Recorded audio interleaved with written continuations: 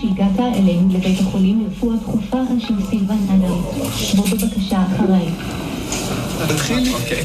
את התמונות של התורים הארוכים בבתי החולים והעומס האדיר על צוותי הרפואה מנסים לפתור עכשיו בבית החולים איכילוב בעזרת שורה של פיתוחים שתהפוך את המיון לאחד המתקדמים בעולם. הרישום יעשה דיגיטלית, לחץ דם ודופק ילקחו על ידי המטופל ויוזנו אוטומטית, ורובוטים יסייעו לחולים לנווט במתחם הענקי. ברוכים הבאים למיון איכילוב. איך אפשר לעזור?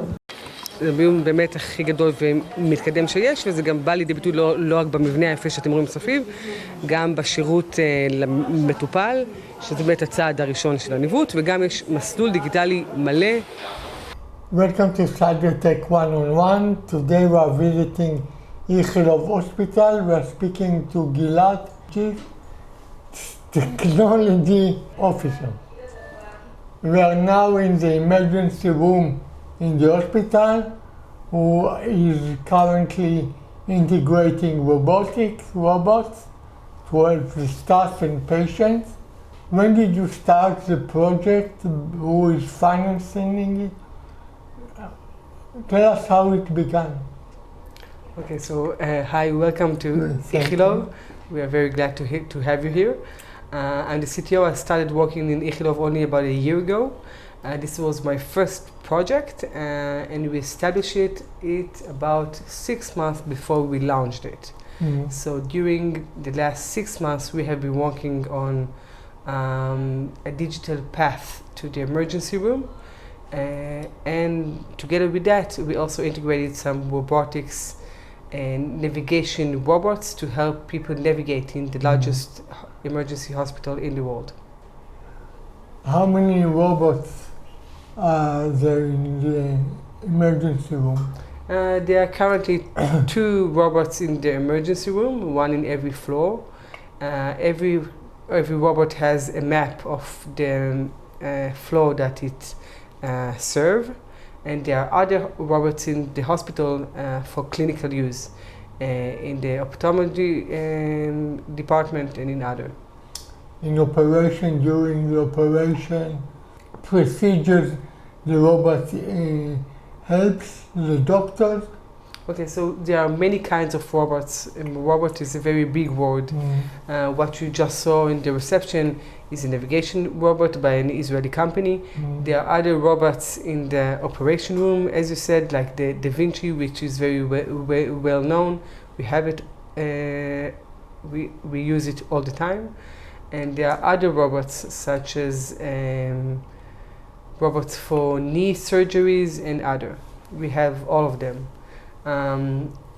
We are hosting you here at the emergency room since we have integrated a digital path, and a person can walk in and he doesn't need to wait in line, wait in the queue for hours for a physician to see him.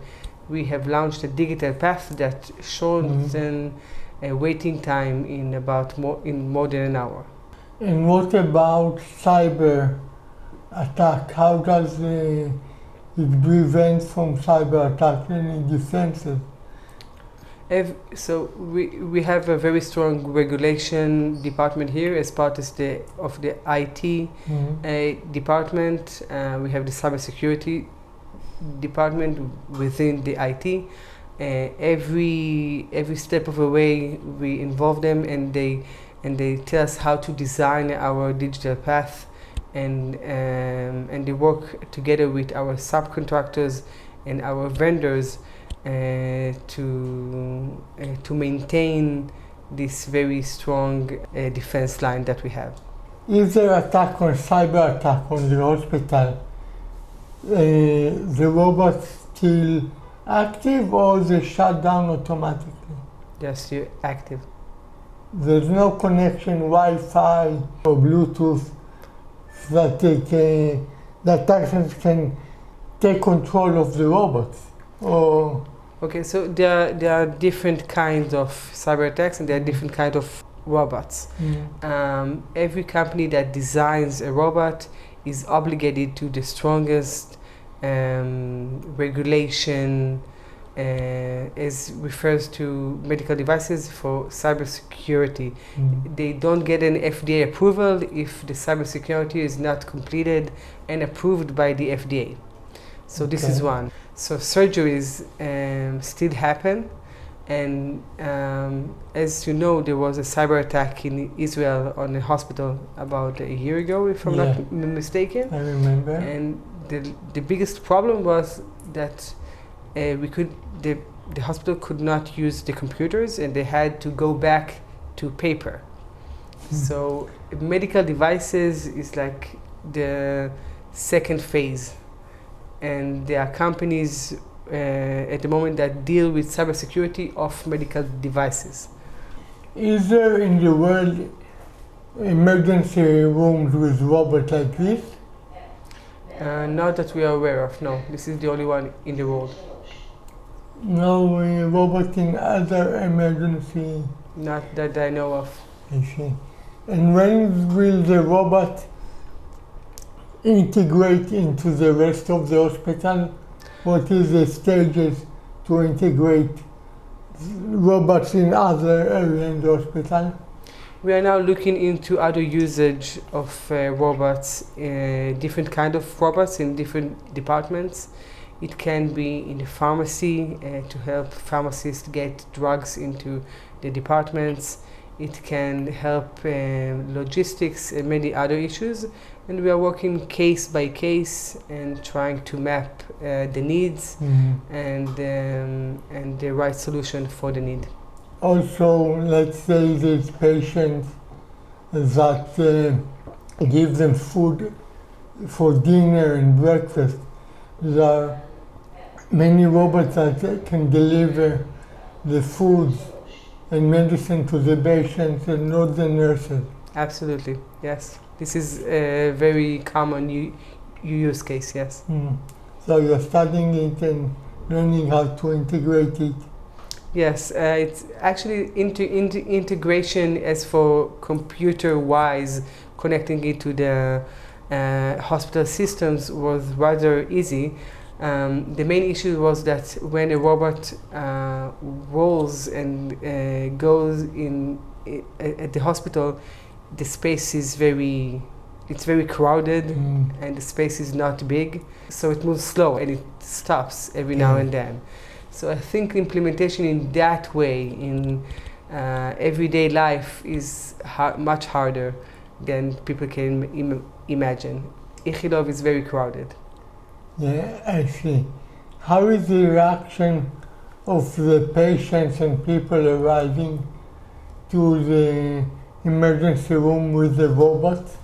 The interaction between the people and the robot, are they getting used to it? Is it hard for them?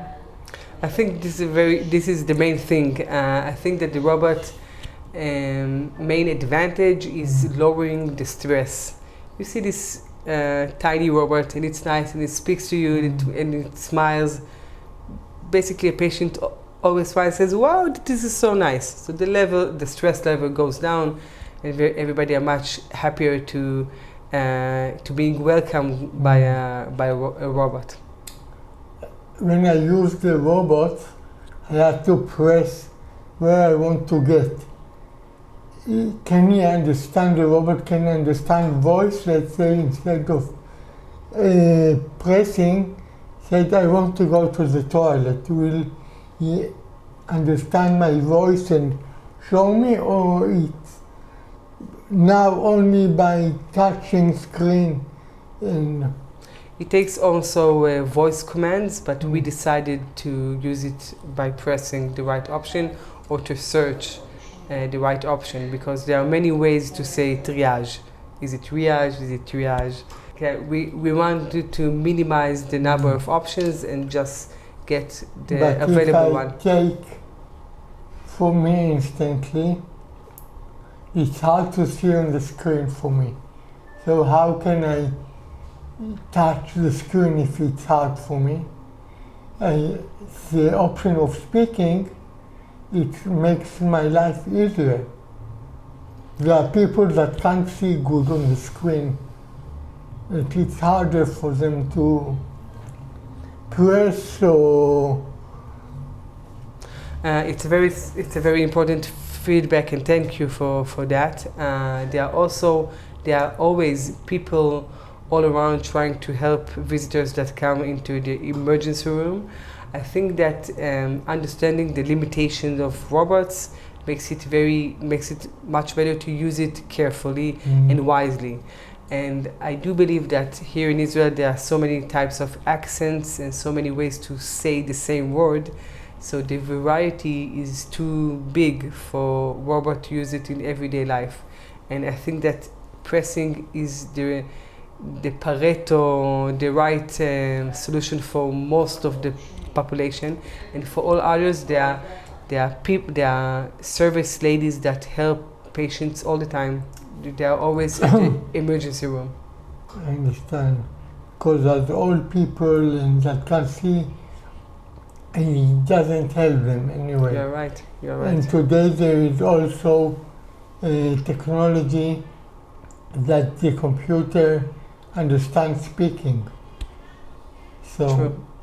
Hebrew and English. Absolutely, yes. So are you preparing to put more robots in the emergency room or only two for now? That's it for now. We will consider it when the third floor of the emergency room will be open. I see now it's open or it's still in test? The third floor is not open yet, no. And the two robots that I saw are testing now or? Oh, they are running. Running? Yes, they're operating as normal, and every floor has its own robot. I see. Anything more interesting in the hospital in technology? Oh, there are so many interesting stuff here, really. But if you want to talk more about the emergency room, I'm very proud of the digital path that we have implemented. It's very unique to Ichilov. It exists only here. And when a person arrives into the ER, and even there are hundreds of people waiting for the secretary to open a file and have them noted and listed at the emergency room, people doesn't have to wait.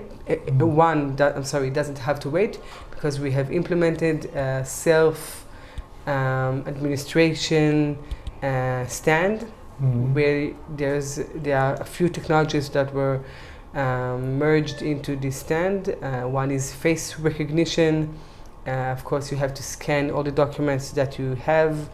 And after recognition is completed and everything is scanned, the machine gives you your queue, the number and the queue number for the next phase, and the labels also for what's coming up next. And then you just enter the triage room, and there you can also do a self-triage in a machine such as this. A person can take his own measurement, blood pressure, pulse saturation, and also fever, a temperature, sorry. So the vital signs are taken by the patients, and the measurements are noted in the EMR, and it has a small checkbox that says a patient took his own measurements. So if the measurement is not so, if the measurement needs another feedback, then a nurse can see and say, okay, so he took it on his own, I want to do it again. So there's the digital path and there's the regular path, and both are parallel, and one can choose to use. After they're using the checking temperature, it automatically goes to the patient folio? Yes. And he comes here, do it himself, the computer recognizes face? This stand doesn't have the facial recognition because we did it in the stand before that, which was the administration one. So when a patient arrives, he just scans the barcode, and this is how the machine knows who this person is, and all the measurements are taken, yes. How many stands like this you have in around the emergency? One room or? A few. There are a few. This is actually an R&D done here in Ichilov, very unique, and you cannot find it anywhere else in the world. So you can do also joint venture, teach the other hospital in the world how to do it, and yes, we are working on that. And show them, and they will integrate in the hospital also. Ichilov is a governmental hospital, and we help all the other hospitals in Israel all the time. And as you can see from people that come here now, there are other foreigners that even come here to learn what we did here. I see, very interesting. Nice being here. Thank you. Thank you very much for coming. I hope for the best and health and improve. Yeah, thank you. Thank you very much.